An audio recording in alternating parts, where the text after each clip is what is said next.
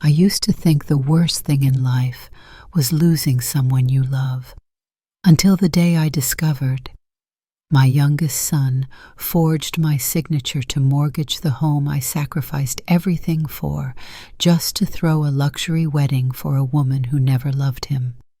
But I didn't call the cops. I chose a revenge he'll never forget. If you think this is just another family story, you're wrong. Subscribe now so you don't miss a single breath-stealing episode ahead. The sun rose gently over Willow Hill, casting golden hues through the pines that stood guard around the last house at the end of the winding road. It was a modest wooden home, aged but dignified, tucked neatly into the hillside, as though it had grown there with the trees. Inside, at precisely 5:45 a.m., the kettle hissed to life just before Evelyn Tran stirred in her bed. She had programmed it that way years ago, back when mornings needed discipline, not for tea, but for time. Old routines had a way of persisting, even after the world they were meant for faded away. Evelyn sat up slowly, the morning chill greeting her shoulders. Her fingers, thin and veined, pressed against the mattress edge as she waited for her body to align with the day. No complaints. The pain in her joints was constant now, a quiet inheritance from decades of caregiving sacrifice and waiting. She wrapped herself in a gray cardigan and moved across the creaky floor, her bare feet brushing over scuffed wood. The walls bore faded photos, each like a frozen breath of the past. One showed her as a young teacher, arms wrapped around 3 smiling children. Another, a black and white snapshot, captured Douglas Tran, her late husband, standing beside the frame of the very house they now lived in. He had built it himself, every nail hammered with ambition and love. The kitchen welcomed her like an old friend. The kettle was steaming. She reached for the tea canister, opened it, and let the scent of dried jasmine leaves fill the air. Her movements were measured, ritualistic. This was not simply about tea, it was about grounding. She poured the hot water into the pot and carried her cup to the window where the wide world of Franklin lay in early silence. Beyond the trees, the town still slept. She sat down slowly and reached for her leather-bound journal. The edges were soft from use, the spine cracked gently down the middle. She opened to a fresh page and wrote the date, June 12th. The birds are louder than usual today. The trees are blooming again. I wonder if the kids remember what this hill smelled like in spring. She paused, letting the ink dry as she sipped her tea. Her eyes wandered to the photo tucked into the journal's inside flap, her 3 children standing before the front porch. Victoria, the eldest, tall and poised, Benjamin quiet and kind, and Daniel, the baby, his hand tightly gripping hers, heart-shaped dimples flashing through a shy grin. Daniel, always Daniel. The memories came uninvited but welcome. He'd been born with a heart defect, small, fragile, always cold, always needing. She had held him through more nights than she could count, nights filled with wires, oxygen tubes, and prayers whispered into antiseptic hospital rooms. He had survived defying odds, growing into a bright, restless boy who eventually became a charming, complicated man. Evelyn had never admitted it aloud, but she'd loved him differently. Not more, but differently. Deeper. She had poured into him everything she had, perhaps too much. She had made choices, ones that at the time felt inevitable. She stepped away from her career, from her passion. She stopped teaching not because she no longer believed in it, but because family had to come first. Douglas never complained, though.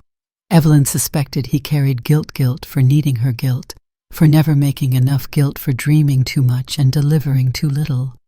He had passed 15 years ago, quietly, gently, with one hand in hers and his other resting on a page of sketches. He had been designing a lakeside cottage they never got to build. Evelyn blinked, wiping at the edge of her eye with a tissue she kept tucked into her cardigan sleeve. She turned her gaze back to the window. The trees outside swayed with the morning breeze, their leaves shimmering like coins in soft light. Somewhere down the hill, a fox darted between hedges.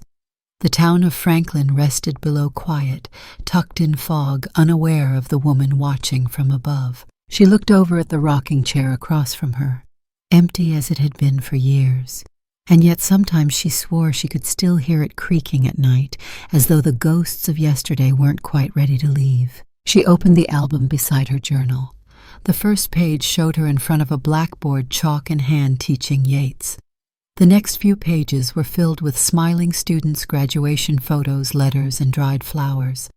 Evelyn had once been a teacher whose classes were standing room only.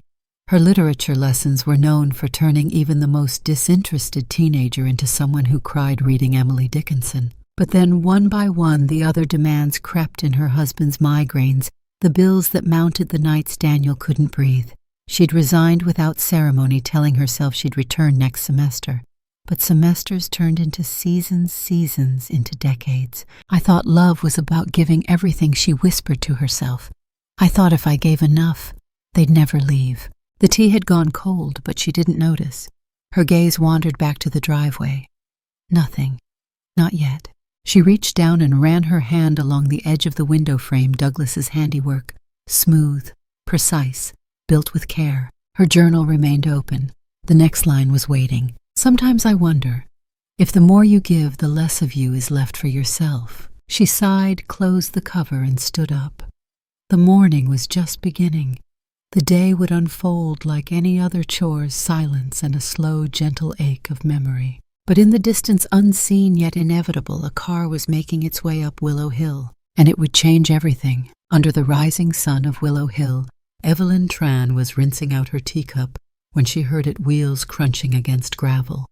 Not the slow, deliberate grind of the postal truck, not the soft, meandering rhythm of a neighbor's car turning around at the dead end. This was different. The sound was too smooth, too polished, like the hum of entitlement rolling uphill. She set her cup in the sink and stepped cautiously toward the window. A sleek obsidian black luxury SUV, something German, something expensive, came into view. The way it moved, it didn't belong on this road. Its glinting chrome edges reflected the early morning sun like a threat wrapped in elegance. Then she saw him, Daniel. Her breath caught for a second. Not out of joy, not even shock, but a kind of emotional whiplash. He was stepping out of the driver's seat in a navy-tailored blazer, sunglasses too large for his thin face, and loafers so spotless they looked rented. His posture was perfect, calculated. He looked like a man who'd rehearsed this moment in front of a mirror. From the passenger side she emerged. The woman was tall, slender blonde, not platinum, but the kind of golden beige one only achieves by sitting in a chair for 3 hours and paying hundreds for it. Her dress clung like second skin, oversized sunglasses, lips like porcelain, a purse that probably cost more than Evelyn's mortgage 20 years ago. They approached together, Daniel smiling with the well-trained ease of a man who wanted something. Evelyn stepped out onto the porch, her hand lightly brushing the frame of the door for balance. Her cardigan clung around her shoulders in the breeze. "Mom," Daniel called out, his voice a little too high, too cheerful. "Look at you, still here." Evelyn smiled, tentative. "Still here," she echoed, then looked at the woman beside him. "And you've brought—" "This," he said with a grin, "is Priscilla, my fiancée." The woman stepped forward with an extended hand that felt like a performance. "It's so nice to finally meet you, Mrs. Tran," she said, her voice smooth, trained, almost mechanical. "Daniel's told me so much about you. This place is quaint." Evelyn took the hand, gave a gentle nod. "It's been home for a long time." "I can imagine," Priscilla replied, though clearly she could not. Inside the house felt suddenly smaller with the two of them sitting on her old couch. Daniel with his legs crossed. Priscilla upright, her knees glued together like a model posing for a catalog. "So Daniel began, we're getting married." He beamed like he expected applause. Evelyn blinked. "Congratulations," she said slowly. "That's fast, isn't it? Last time we spoke you were still with the girl from Boston." "Carla," he laughed. "Ancient history." Priscilla didn't flinch. Evelyn noticed that. "We've actually been planning this for a few months," Priscilla added smoothly. "But we didn't want to say anything until the vision was clear. We're having the ceremony in Italy, Amalfi Coast. Daniel's always dreamed of it." Daniel turned to her. "And you know how I am with dreams, Mom. I chase them." Evelyn offered a polite nod, unsure of where this was going. She'd learned long ago that Daniel never opened a conversation without steering it somewhere specific. "Which brings us," Priscilla said, her voice lilting upward to why we're here. Evelyn looked at her son. He leaned forward, elbows on his knees. "We want this wedding to be unforgettable, Mom. Not just a ceremony, but an event. A moment that launches our life, our brand, our future." "Your brand," Evelyn repeated, already bracing herself. "We've spoken with a planner, a dream team, coastal villas, custom suits, haute couture gowns. The guest list's going to include influencers, investors, media people Priscilla works with. It's all lined up." Evelyn tilted her head. "And we need your help," Daniel said, smiling like he used to when he was 6 and wanted a new toy. "Just one last push, Mom. Sell the house. We'll use part of it for the wedding and the rest to buy you something better. New, comfortable. We already found a property near Portland Flat Yard, 2 bedrooms, walk-in tub, no stairs. It was too fast, too rehearsed." She felt her hands begin to tremble in her lap, but she clenched her fingers to still them. "This house," she said slowly, "was built by your father. Every wall, every hinge. He drew the plans on a napkin during our honeymoon. You learned to walk here. You carved your name into the windowsill of the kitchen. You remember?" Daniel shifted. "Of course I do. But it's just wood and brick now, Mom. This place is falling apart. You deserve better. And that's what you're offering me." Her voice was quiet now, like a slow ripple in deep water. "Better." "It's a win-win," Priscilla chimed in. "We elevate the wedding. You get upgraded living. The equity in this house." "This is not equity," Evelyn cut in. "This is home." Daniel sighed. "Mom, don't be dramatic." "I'm not," she said, her voice sharpening. "But I am tired of being sold my own memories like they're second-hand furniture. You want to throw a party in Italy, fine. But don't package it as if it's for my benefit." Priscilla's lips twitched but never quite formed a frown. "We thought you'd see this as a gift." Evelyn turned to her. "My dear, I raised 3 children in this house, buried my husband from this house, kept Daniel alive through fevers and failed surgeries in that bedroom down the hall. I don't need marble counters or central air to be comfortable. I need peace." Daniel's smile faltered. "You're missing the bigger picture. This isn't just a wedding. This is networking, visibility, a career move." "For who?" Evelyn asked. There was a long silence. Daniel stood up, ran a hand through his hair. "I knew this might be hard for you to grasp. You've been disconnected for a long time. But the world's changed, Mom. Image matters. And this," he gestured around, "this doesn't project anything but decay." The words hit harder than she thought they would. "I see," Evelyn said. Priscilla stood smoothing her dress. "Maybe we came too soon. Maybe you need time to process. We're not pressuring, just hoping." Daniel stepped forward and kissed his mother on the forehead. "Think about it, okay?" Evelyn stood frozen in her living room long after the SUV drove away. The tea on the table was cold. A piece of her heart was colder. She sat back down, picked up her journal, and wrote without stopping. "He came back, but not as a son. He came as a pitch. And this house, they see it as an investment. I see it as the last place I ever mattered." She closed the journal slowly. Outside, the wind picked up, brushing through the pines. But inside, the air was still thick with everything unspoken between a mother and the child she no longer recognized. The silence in the house was different after they left. Evelyn Tran stood at the center of her living room, the same room where birthdays were celebrated, where Daniel once built a fort out of blankets and couch cushions, where Douglas had danced with her after his last radiation treatment. It no longer felt like a room. It felt like a vault. A vault that someone had just walked through, taking mental notes, weighing it all in currency. She could still see Priscilla's eyes trailing across the beams of the ceiling, over the hand-carved frame of the fireplace. Douglas built down to the intricate lacquered side table Evelyn had bought with her first paycheck as a teacher. There had been a flicker in the girl's eyes, not admiration, not nostalgia, calculation. That night, Evelyn barely slept. She sat by the window watching the dark sweep over Willow Hill, her hands wrapped around a cup of chamomile tea that had long since gone cold. Her mind paced faster than her heart could keep up. It wasn't just the wedding. It wasn't just the proposal to sell the house. Something was off, something deeper. The next morning, just as the sun began to rise behind the eucalyptus trees, the phone rang. It was the kind of ring that didn't belong in early morning light. Not warm, not familiar. It was sharp, urgent. She picked up slowly. Mrs. Tran. The voice was professional. Male. This is Martin Delgado from West Bank Mortgage. I'm calling to confirm the progress on your refinance application. I just need a quick verification of your income status and pension routing. I'm sorry, Evelyn cut in, her voice slow, uncertain. You must have the wrong person. There was a pause. This is Mrs. Evelyn Tran of 148 Willow Hill Drive. Yes. And you're not refinancing your property through our service. No, I've never spoken to anyone about that. I don't even have an application. Another pause, then a shift in tone. Cautious. I think you may want to come down to the branch office. We may need to sort something out in person. The line clicked. He was gone. Evelyn stood still.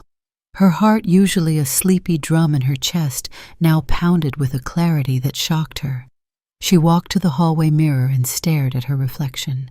Her eyes, dark, heavy, ringed with fatigue, met her own gaze as if asking, "What if you've known the truth all along?" By noon, she was standing at the reception desk of West Bank Mortgage in downtown Franklin. The air was chilled and sterile. Posters on the walls promised things Evelyn didn't want. Freedom through equity. Finance. Your future now. The receptionist smiled brightly. "How can I help you?" "I'm Evelyn Tran," she said, steady. "I received a call this morning about a refinance application on my home. There's been a mistake." The woman nodded. Just a moment. 10 minutes later, a tall man in a navy suit appeared. His tie was too bold for his gentle demeanor. "Mrs. Tran," he asked. "I'm Martin Delgado. Come with me, please." They sat in a small glass office. Martin brought out a thin folder, opened it with care, and turned it toward her.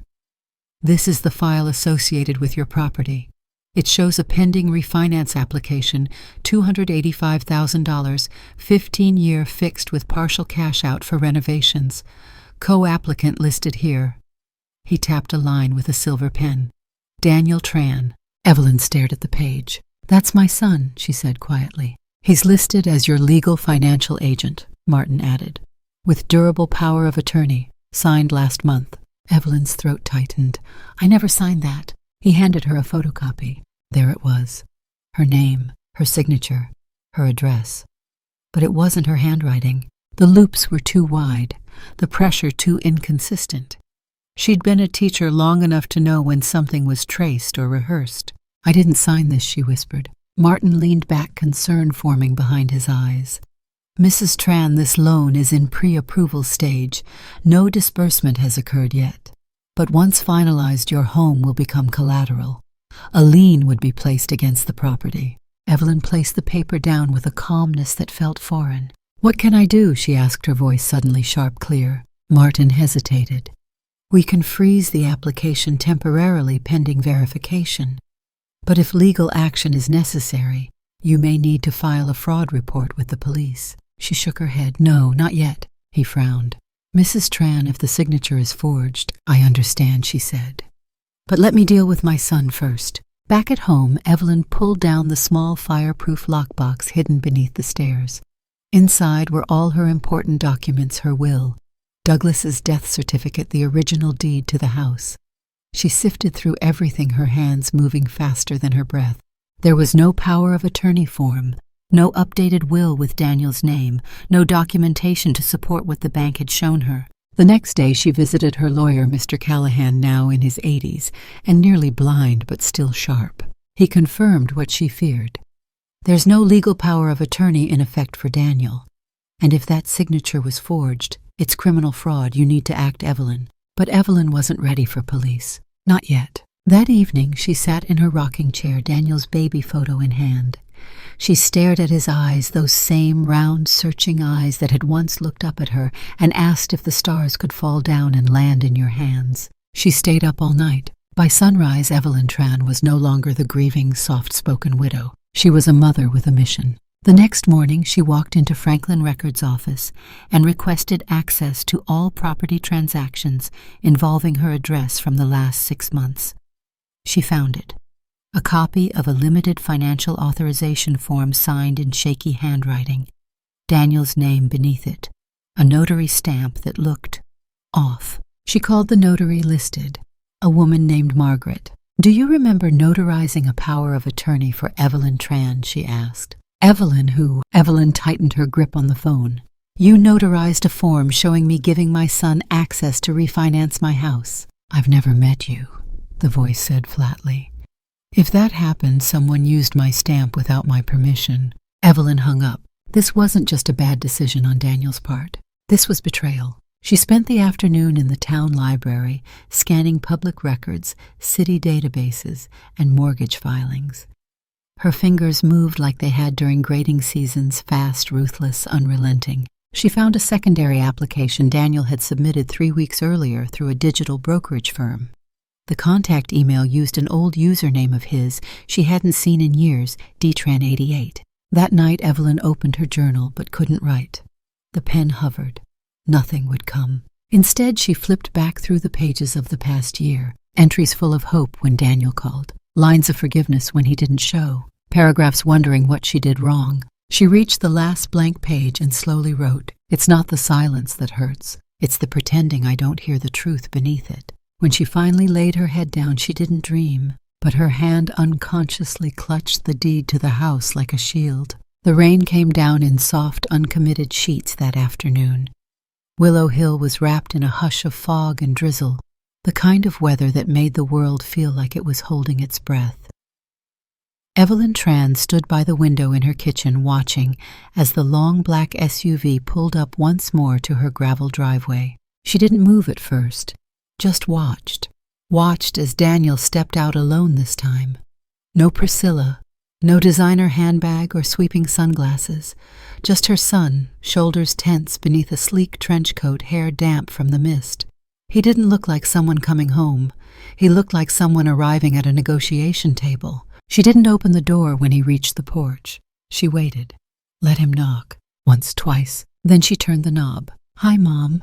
His voice was too soft, too measured. "Can I come in?" She nodded and stepped aside. The door closed behind them like a courtroom slamming shut. Daniel shook the water from his sleeves and glanced around the living room like he'd forgotten how the air smelled. He didn't sit. Neither did she. "I guess you found out," he said after a beat. Evelyn didn't respond. Her silence stretched between them like a wire drawn tight. "Look before you get angry." "I'm not angry," she said calmly. "I'm disappointed, which is worse." Daniel winced. "Okay, I deserve that, but I didn't do it to hurt you, Mom. I swear, it wasn't like that." "No." Her voice didn't rise. If anything, it grew colder, sharper. "Because from where I stand, it looks very much like you forged my signature, lied to a bank, used a false notary, and tried to gamble this house away for a wedding I wasn't even invited to help plan." He rubbed the back of his neck. "It wasn't supposed to go this far. You filled out 2 loan applications. That was Priscilla," he snapped. "She pushed me into it, said we needed a bigger start, something flashy. She even hired someone to help with the documents.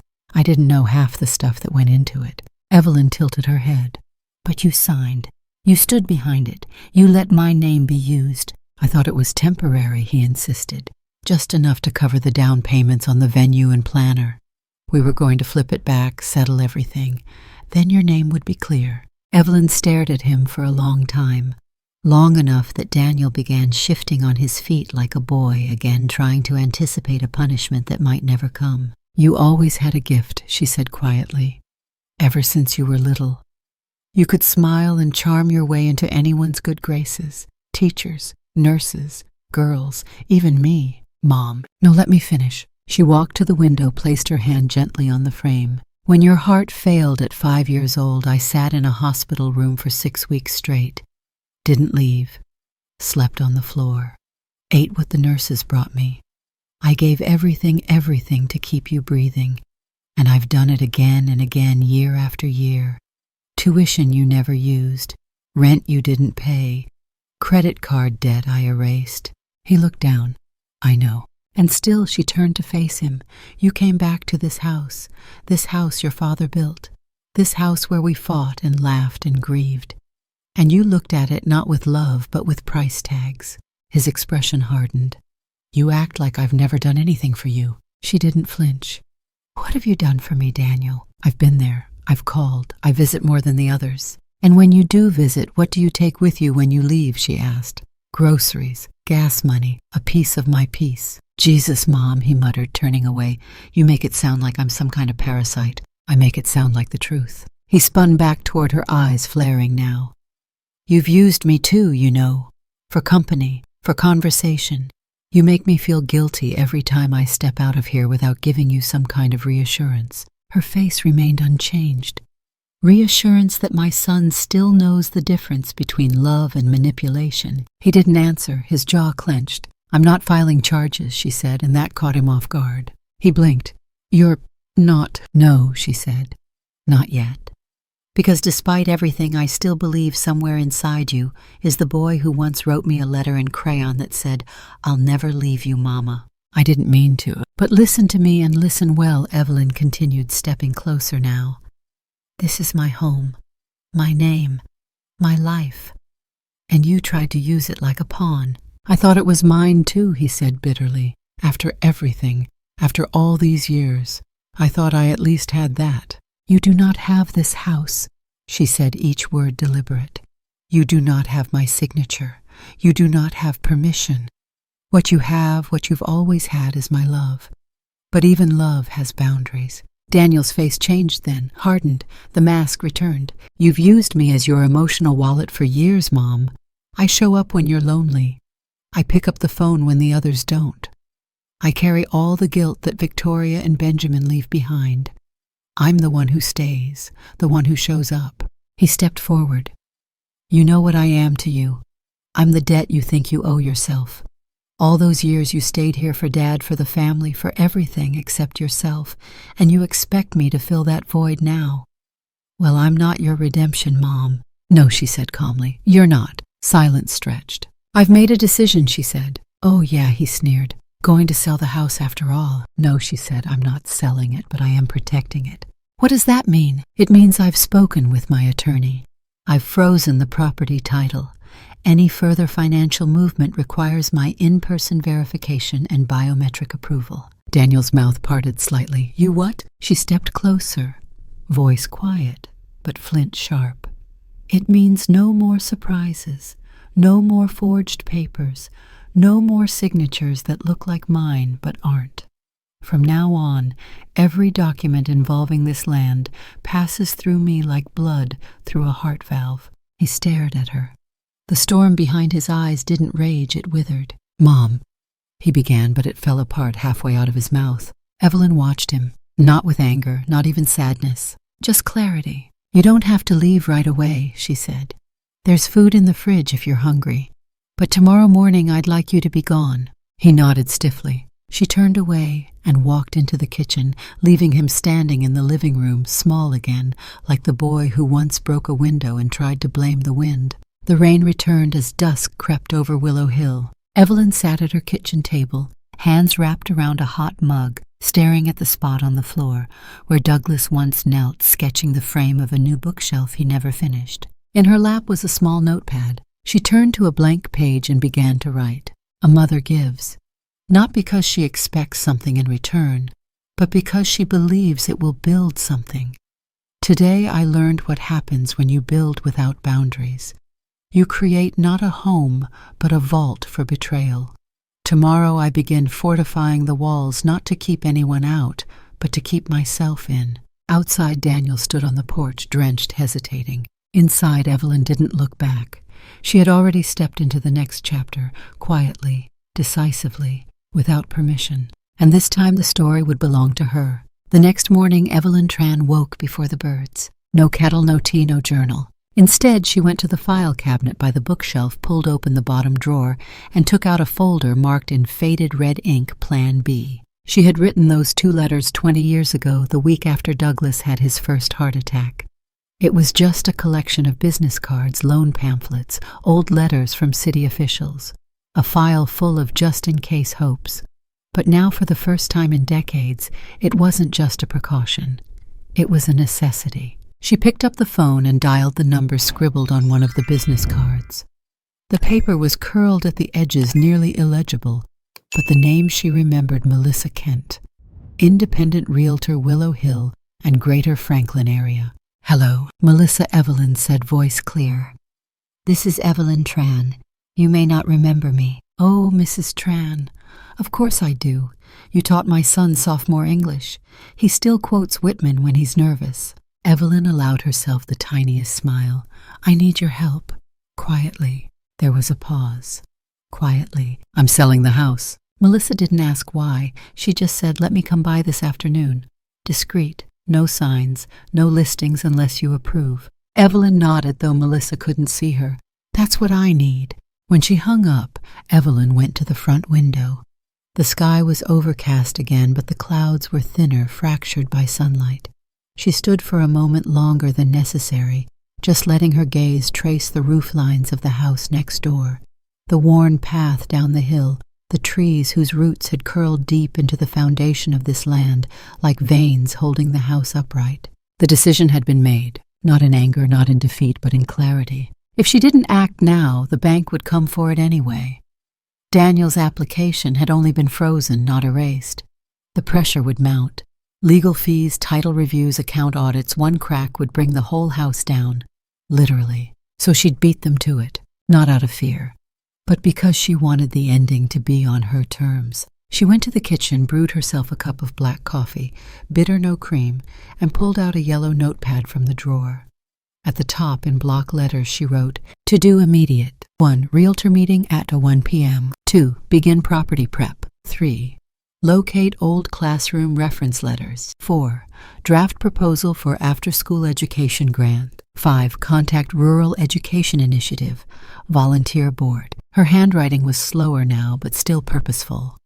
She flipped to a new page and began sketching out an idea she hadn't dared consider in years. Free literacy and life skills workshop for at-risk youth, upland counties. A title, a reason, a seed. As she wrote, something began to shift.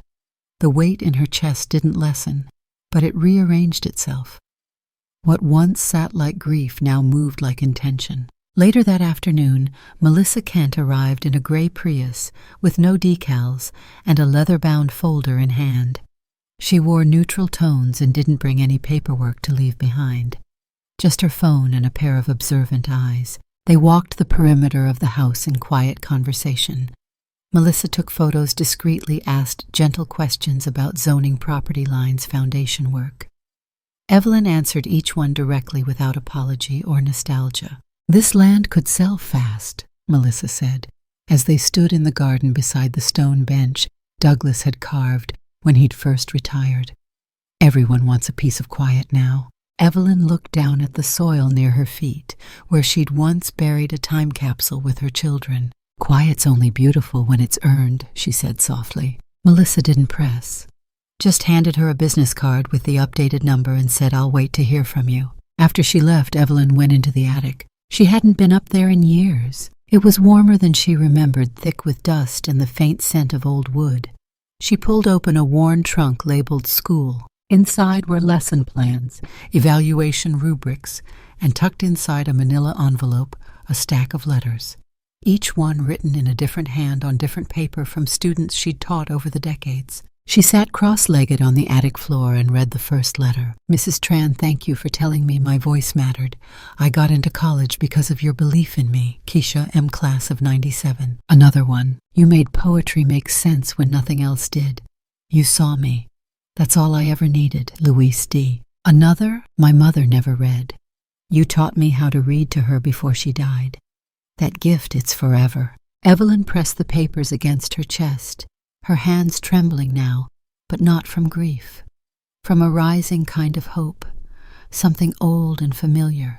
Not everything had to end with a sale. Maybe, just maybe, this chapter wasn't about retreat. Maybe it was about replanting. The next morning she sat at the dining table and began to write a letter addressed to the Franklin Rural Education Trust. It opened with, "To whom it may concern. My name is Evelyn Tran. I'm a retired educator living in the Willow Hill district. I am seeking to establish a volunteer-based after-school program for underserved children from surrounding mountain regions. She wrote in longhand, 3 pages front and back, details, goals, resources. She included stories from her old classroom, references from former colleagues, ideas for curriculum based on real-world skills, budgeting, resume writing, food literacy, storytelling. By the end, her hand ached, but her heart didn't. The ache had been replaced with purpose. On day 3, she walked to the small post office in downtown Franklin and sent the letter carefully folded in a navy blue envelope with a gold stamp. Then she went home, dusted off her chalkboard from the garage, and propped it against the front wall of the sunroom. She erased the last sentence still written on it, "You are more than your grades," and wrote, "Coming soon. Workshop for curious minds ages 9 to 15. Reading, writing, dreaming. Apply within." She set the chalk down, exhaled, and looked out over her porch. The sun was brighter now, cracking through the clouds in wide bands of light. Inside the house it was quiet, still, but this time it didn't feel empty. It felt ready, and so was she. The letter came on a Thursday, not an email, not a call. A printed envelope, thick and weighted, slid into the mailbox at the edge of the gravel road like a quiet detonator waiting to go off. Daniel Tran opened it on a cafe patio in downtown Portland, somewhere between espresso and empty promises. He was sitting across from Priscilla, who had just finished telling him that their wedding planner demanded a second deposit, or the Amalfi Coast reservation would be gone.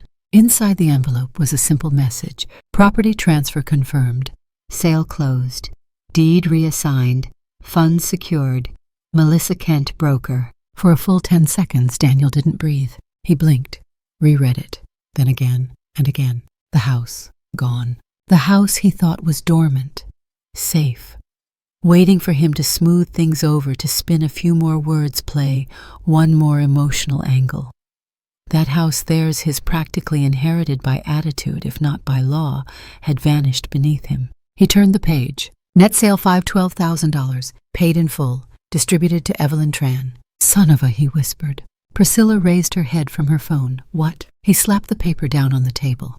"She sold it." "Who?" "My mother." Priscilla stared at him blankly. "She sold the house. It's gone.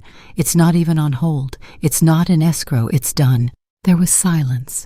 Then her face darkened, not with empathy but calculation. "How much did she get?" $500,000. Priscilla leaned back slowly, her expression sharpening. "And she didn't give you a cent?" Daniel gritted his teeth. "I didn't even know she listed it." Priscilla picked up her phone, opened her gallery, and scrolled to a series of photos she'd secretly taken of the house weeks ago.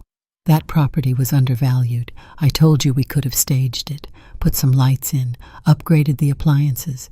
But no, you wanted to wait." "It's not about staging," Daniel hissed. "She blindsided me." "No," she said, cool and slow. "She protected herself. You gambled with her name and got caught. Now she's cutting you loose." Daniel's jaw twitched. "She owed me. I've been the one who stuck around. I've done more for her than the other two combined." Priscilla's eyebrow lifted. "And now she's done something for herself, for the first time in, 70 years? He looked at her, stunned by the venom. She stood up, placed her sunglasses over her eyes like a mask lowering. "I need to make a call." "Where are you going?" She didn't answer, just walked away. 3 hours later, Daniel pulled into Willow Hill in a borrowed car, the wheels kicking up dust and betrayal. The house was still there, but different. The windows were covered, the flower beds tilled, and on the porch, Evelyn stood waiting. She knew he was coming. Daniel stormed out of the car, the envelope still crumpled in his fist. "You sold it," he barked before even reaching the steps. "Yes," she said plainly. "You didn't even tell me." "It wasn't yours to be told about." His nostrils flared. "After everything." "Don't," she cut in. "Don't bring up everything. We both know what that means.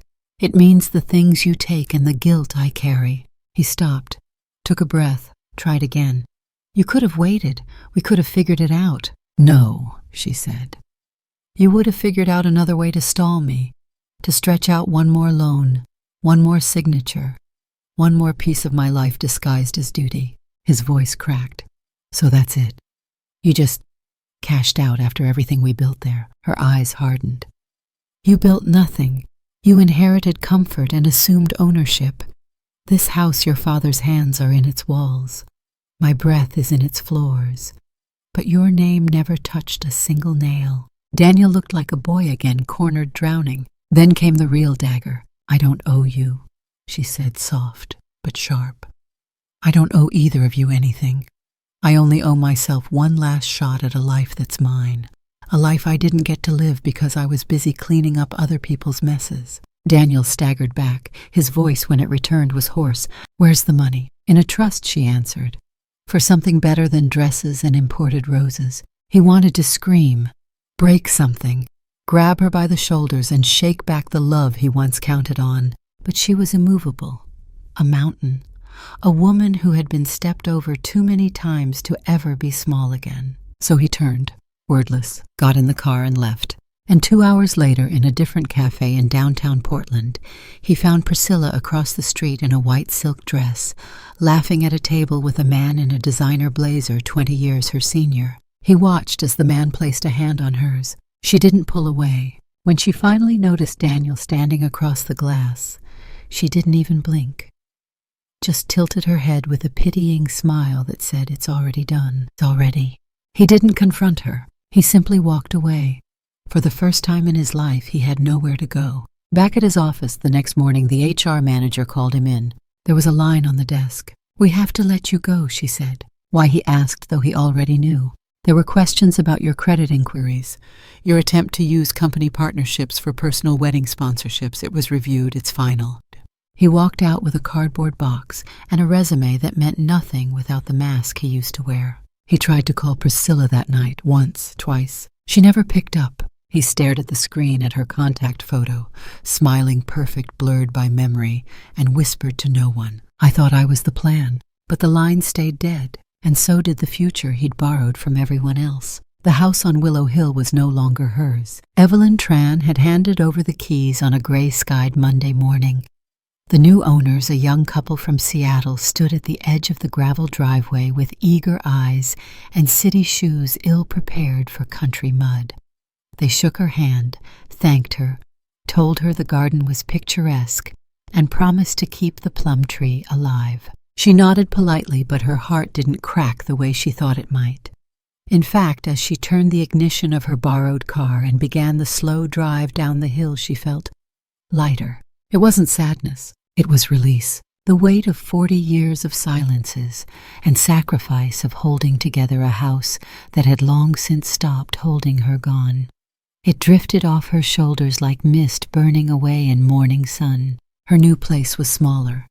A 2-room rental tucked behind the community center on Birch Street, a block from the elementary school, 5 minutes from the public library. The paint on the shutters had peeled. The heating sputtered in the mornings. The kitchen sink dripped.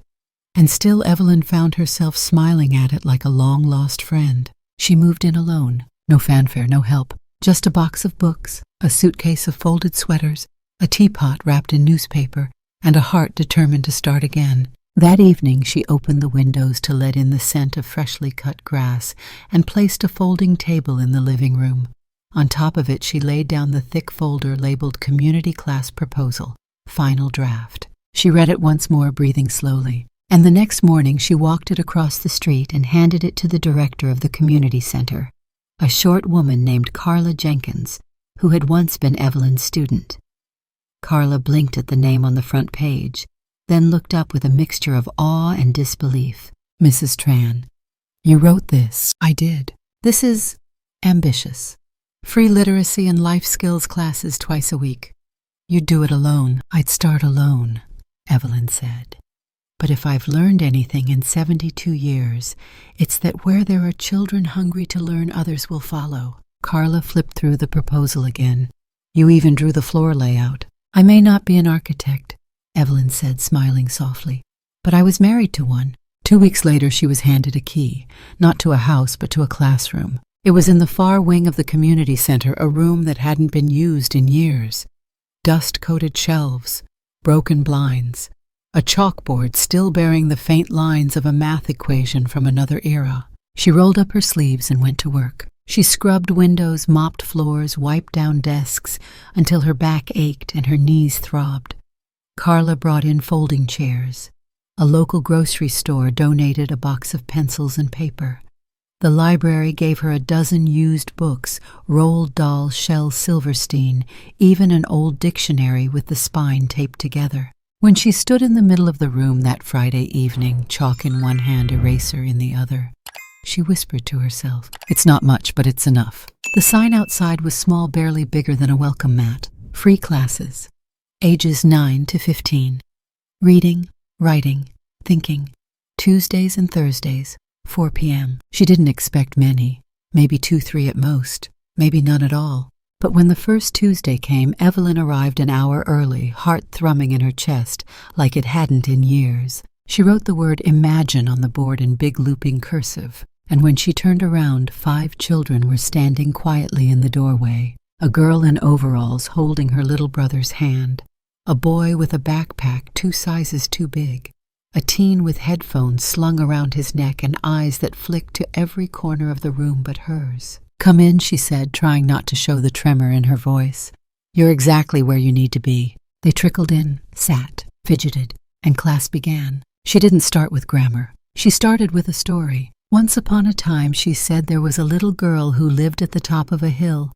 She had no toys, no fancy clothes, and no phone, but she had a book, and that book gave her a bigger world than any mansion could. They listened, slowly at first, then fully.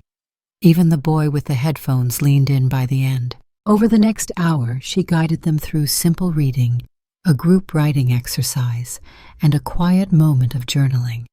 She handed each of them a composition book donated, slightly used, but still full of blank pages, and told them they were the authors now of what one asked. "Of your life," she said.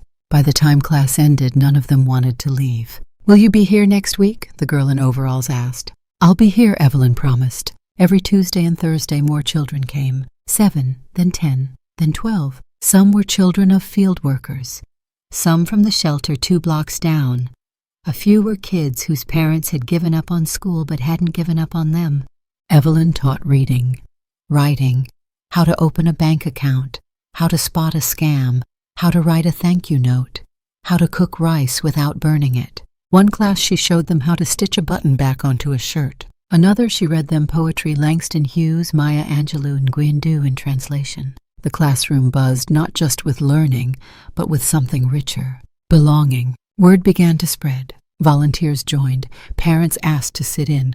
A local cafe donated snacks. One Thursday evening, as Evelyn was wiping the board clean, a boy lingered at the back of the room. He was new, hadn't spoken much. "Mrs. Tran," he asked quietly. "Yes." He held up his journal.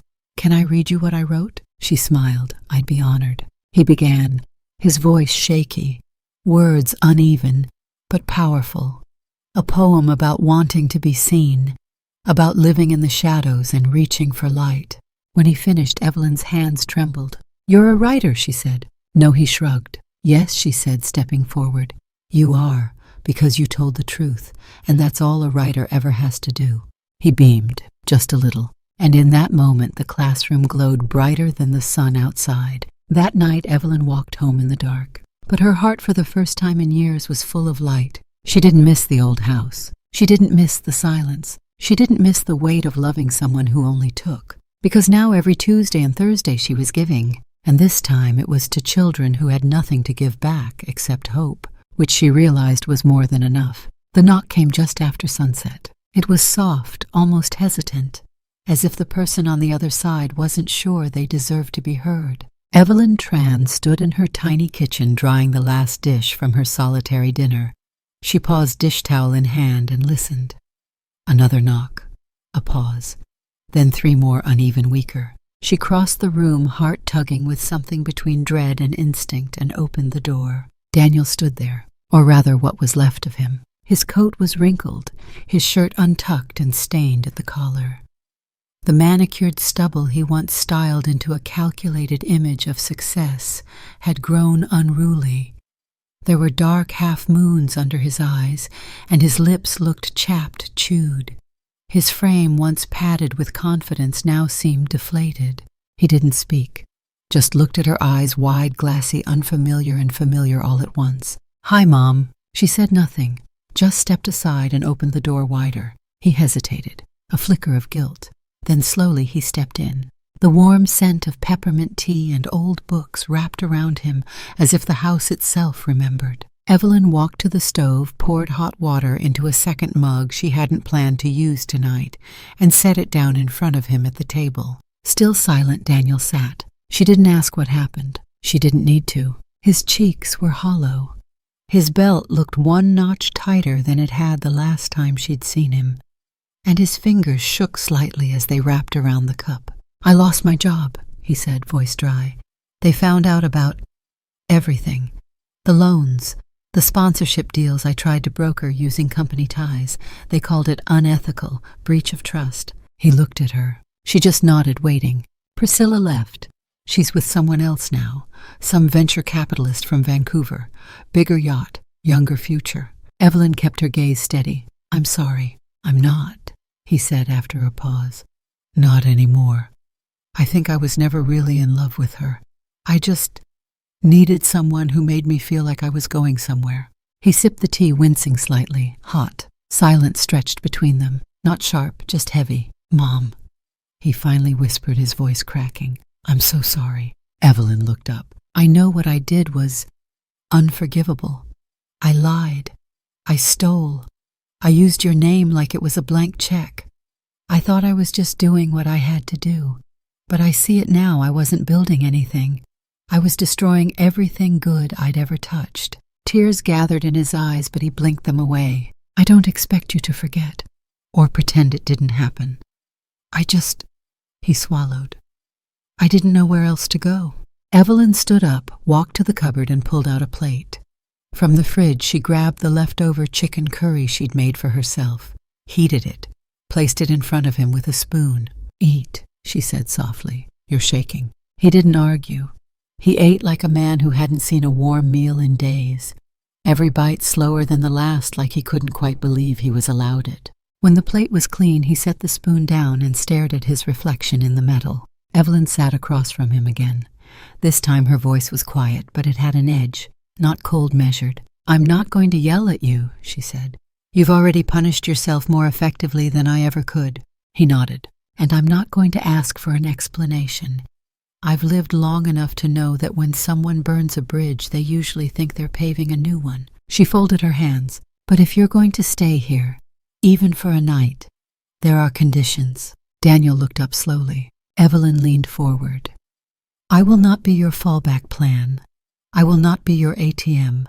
I will not carry your shame like it's my burden to explain away." His mouth opened, but she lifted her hand to stop him. "You can stay," she continued, "but only if you do better. Not promise better, do better." Her voice dropped low and steady. "If you're here, you help. You show up. You make amends. You live like someone who finally understands the weight of love, not just its comfort." Daniel's jaw tightened. He nodded slowly, eyes brimming again. "I understand." She studied him.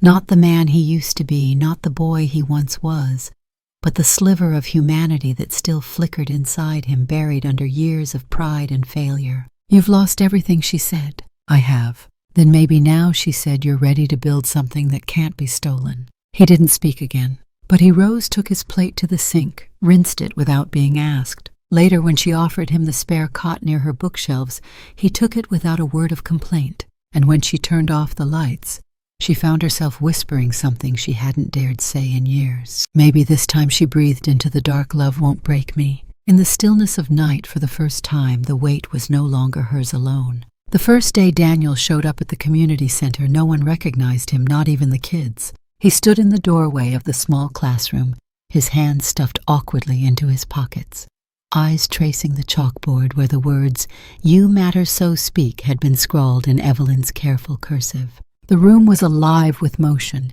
children laughing, books open, a science game being set up on the side table. Evelyn stood by the window, handing out colored index cards for a group writing activity. She glanced at him, then back to the kids, her nod subtle but full of intent. "Daniel," she called without looking. "Can you bring the second box of pencils from the hallway?" He blinked, then nodded. That was how it started. No speeches, no apologies, no long emotional reckoning. Just a box of pencils. By week's end, he was helping set up the room. On Tuesdays, he carried in snacks donated by a nearby deli. On Thursdays, he wiped down the desks, replaced missing chalk, and rearranged the books so that the most colorful covers faced forward. The kids began to notice him. They'd wave, ask for help tying a shoelace. One girl, maybe 7, asked him to draw a cat for her reading log. His attempt was terrible. They both laughed. Slowly, Evelyn began to let him speak during sessions. Just short segments, 5 minutes, then 10. He taught them how to build simple paper gliders, explained how credit cards work and how they really work. He showed them how to fold job applications and staple them in the corner, not the center. The children liked him, not because he was funny, not because he was flashy, but because he was honest. And Daniel, for the first time in his life, felt seen for something other than what he pretended to be. One afternoon, while repainting the side of the building with donated eggshell white, Daniel stood on a stepladder and paused as Evelyn handed him a can of clean water. "You used to take things apart when you were little," she said. "Remotes, radios, alarm clocks. Your father used to get so annoyed. But I remember you telling me you just wanted to see how things worked." Daniel chuckled softly. "I never figured out how to put them back together." "Maybe now you will," she said. They didn't say more. They didn't need to. Later that week, Evelyn received a letter. It was delivered in a white envelope, official-looking, with the county's embossed seal on the corner. She opened it with steady fingers. Her eyes widened. Daniel, seeing her expression shift, put down the broom he was holding. "What is it?" he asked. Evelyn handed it to him. It read, "Dear Mrs. Evelyn Tran, in recognition of your exceptional contributions to the educational enrichment of our community and your unwavering dedication to empowering underserved youth, the Office of Civic Affairs, in collaboration with the Department of Local Development, is pleased to inform you that you have been nominated and selected to receive the designation of Honorary Citizen of Franklin County." Daniel looked up. She was staring out the window, quiet. He swallowed. "You deserve it." She didn't say anything at first. Then softly, "I never asked for recognition." "I know," he said. "That's why it matters." That weekend, Daniel's older sister Victoria flew in from Chicago. His brother Benjamin drove down from Seattle. They hadn't all been in the same room in over 8 years. At first, it was awkward, tense. Victoria kept her arms crossed. Benjamin sat by the window, refusing to talk about Daniel's past mistakes. But the children's laughter softened the edges. One by one, they saw what Evelyn had built and what Daniel was helping her rebuild. On the second day, Benjamin stayed to paint chairs. On the third, Victoria helped with the poetry wall. By the end of the week, they shared dinner at Evelyn's little table, vegetable soup, cornbread, and orange tea. Daniel looked around, his voice cracking. "I don't know how to fix the past," he said, "but I'm here for whatever comes next." Benjamin nodded. "Start there." Victoria reached for his hand. Evelyn smiled. "Just a little." Outside, the sun dipped behind the hills. Inside, something lost had begun to return, slow, quiet, and real. It was family. And this time it was growing forward, not backward. The rain came in quietly, the way it often did in Franklin low clouds, a soft mist that whispered rather than shouted. Evelyn stood at the window of the small community center, sipping her tea, watching Daniel help one of the younger boys fix a broken zipper on his backpack. His gestures were patient, now grounded. Gone was the man who spoke in borrowed confidence and conditional charm. What remained was something new, something real. Then the car pulled up, a sleek black coupe. German, the kind that didn't belong in this neighborhood. Its surface gleamed despite the gray sky, like it had never known a gravel road or a muddy shoe. The engine hummed as it idled. Then the door opened. Priscilla Hart stepped out, umbrella-poised heels, tapping against the pavement, like the metronome of someone used to controlling a room before even entering it. Evelyn's hand tightened around the tea mug. She didn't move. Daniel looked up from the sidewalk and froze. Priscilla smiled faintly. "Hey." He straightened, surprised, but not startled. Not anymore. "What are you doing here?" She looked around the modest little schoolroom, the faded welcome sign, the peeling paint, the mismatched curtains Evelyn had stitched by hand. Her eyes softened, but only slightly. "I heard about you," she said. "You've gone grassroots." Daniel didn't answer. He stood between her and the door instinctively. I didn't come to fight, Priscilla said, stepping forward. Actually, I came to talk. About what he asked, voice steady. She lowered her umbrella. About a second chance. Daniel said nothing. I've started something new, she said. A consulting group for tech startups in Vancouver. There's a spot on the team. You're still brilliant, Daniel. You just needed better scaffolding. He exhaled slowly. You mean better cover? She ignored the barb. We're helping companies go public. Fast. Aggressively. There's money to be made, and your name still holds weight in a few corners. Because you borrowed it from me, he said flatly. Because we were good at it, she countered. The spin, the sell, the play. We were never afraid to gamble. And look where it got us, she shrugged. Some of us landed well. He studied her perfect as always. No crease out of place, no apology on her lips. Just the same pitch wrapped in new packaging. Come with me, she said softly. We could be unstoppable again. For a moment there was silence. Then a voice from behind the screen door cut through the fog. Evelyn, he's not the man you left behind, Priscilla, and I think you know that. Priscilla turned. I'm just offering him a way back. He doesn't need a way back, Evelyn said, stepping out slowly. He needs a way forward. Daniel looked between them, the two women who'd shaped the man he used to be, one with manipulation, the other with love. I thought I wanted everything you promised me, he said finally. The spotlight, the deal flow, the illusion of importance. Priscilla tilted her head, and now Daniel took a step closer to Evelyn. Now I want something I don't have to fake. I want to matter for who I am, not what I can sell. You're throwing away an opportunity, Priscilla said, her voice tightening. No, he said quietly. I'm walking away from one. She stared at him, the veneer cracking just slightly. I hope you find what you're looking for, he added, voice soft but unshaken. Priscilla blinked, just once, then straightened her coat. Good luck, Daniel. She turned without another word, heels echoing across the pavement. She didn't look back. Not once. The coupe pulled away from the curb in perfect silence, vanishing into the mist, the same way she always had, sleek, sudden, selfish. Daniel stood there for a moment longer, then exhaled. Evelyn walked up beside him. You did good, she said. He didn't respond at first. Then I didn't realize how heavy she was until she left. Evelyn smiled faintly. Most burdens feel like blessings when you first carry them. He turned to her. Can I still help with today's lesson? You'd better, she said, nudging his shoulder gently. The kids are expecting a guest speaker on integrity. He laughed under his breath. Inside the room was already filling with chatter and the warm rustle of pages turning. And for the first time in a long time, Daniel didn't feel like he was on the outside of his life looking in. He was exactly where he belonged. It had been exactly 1 year since Evelyn Tran opened the doors to a dusty, forgotten classroom with nothing but a folder of ideas, a jar of donated pencils, and a weathered heart learning how to hope again. Now the space had transformed. The old classroom walls had been repainted in soft blues and greens. Shelves once empty now held over 200 books, each tagged and catalogued.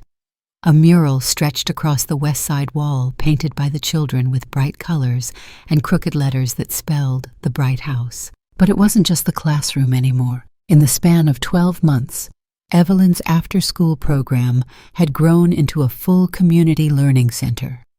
Every week more children came, some from as far as 2 towns over, drawn not just by the free classes, but by the warmth that radiated from within. There were now weekend parent sessions, evening financial literacy workshops, and even a quiet reading nook sponsored by the local library. Volunteer teachers had stepped in, retired scientists, artists, chefs. Evelyn had created something rare and whole, not by chasing big ambition, but by tending to small kindnesses with consistency. The press caught on. It started with a local news feature, A Mother's Mission, how a retired teacher rebuilt a town's future one lesson at a time. Then came the regional paper. A Sunday cover story with a photo of Evelyn sitting beside a group of children, each one holding a book with their name written inside. She never sought the spotlight, but it found her anyway, drawn to what could not be faked purpose. Outside, the old free classes sign had been replaced by a carved wooden plaque, handmade by one of the teenage boys Evelyn had once taught to read. The Bright House Community Center, founded by Evelyn Tran, where everyone has a voice. On a crisp spring morning, the sunlight danced off the windows of the center. Evelyn stood by the doorway, in a pale lavender dress, her silver hair pinned back, her eyes wide and soft. Inside, Daniel was hanging streamers with a few of the kids, while Victoria and Benjamin coordinated the birthday cake. 73, she whispered to herself with a soft smile. Who would have thought? The celebration was intimate. Just family, a few close volunteers, and of course the children. Dozens of them, each one bringing handmade cards, poems, and clumsy but heartfelt hugs. Daniel brought her a single cupcake with a candle flickering in the breeze. She blew it out with a wish she didn't speak aloud. But she didn't need to. Her children stood beside her now, no longer fractured, but whole. The old distances, resentments, silence, misunderstandings, they had been burned away by the fire of everything they had faced and chosen to walk through together. Victoria handed Evelyn a thin, carefully wrapped envelope. Inside was a printed letter from the State Board of Education. In recognition of your exceptional contribution to public education and civic leadership, the Franklin County Board of Supervisors, in association with the Department of Human Services, formally recognizes Mrs. Evelyn Tran as a model of community resilience. Evelyn pressed the letter to her chest. She didn't cry. She'd already shed those tears in private. These days she saved her emotions for building, not breaking. Later that evening, when the guests had gone and the candles had melted to pools of wax, Evelyn stepped outside alone. The air was cool but soft. She stood in front of the small building, the same one she'd rented with the last of her house money. Except now it wasn't just a rental. The deed was in her name, gifted back by the town's redevelopment board after a unanimous vote. It was hers, but more than that, it belonged to the community. The center had become a place where children felt seen, where parents regained faith in learning, where hope didn't arrive in headlines but in everyday moments, a sentence read out loud for the first time, a handshake between former rivals, a boy apologizing before anyone asked him to. Evelyn looked at the porch light. It flickered slightly, and still it shone. She heard a small shuffle behind her. Daniel stepped up, holding a worn photo, an old black-and-white image of the house on Willow Hill, taken from the front porch before everything changed. "Do you miss it?" he asked. Evelyn stared at the photo, then at the building before her, then at the stars. "No," she said quietly.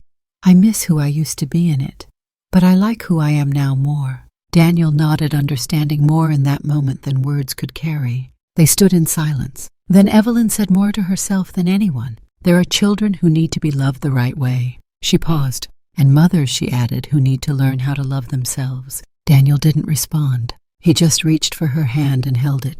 Together they looked forward, toward a future built not from inheritance but from intention, not from legacy but from love. And in that stillness, beneath the soft hum of porch light and memory, Evelyn Tran, teacher, mother, builder of second chances, finally knew peace.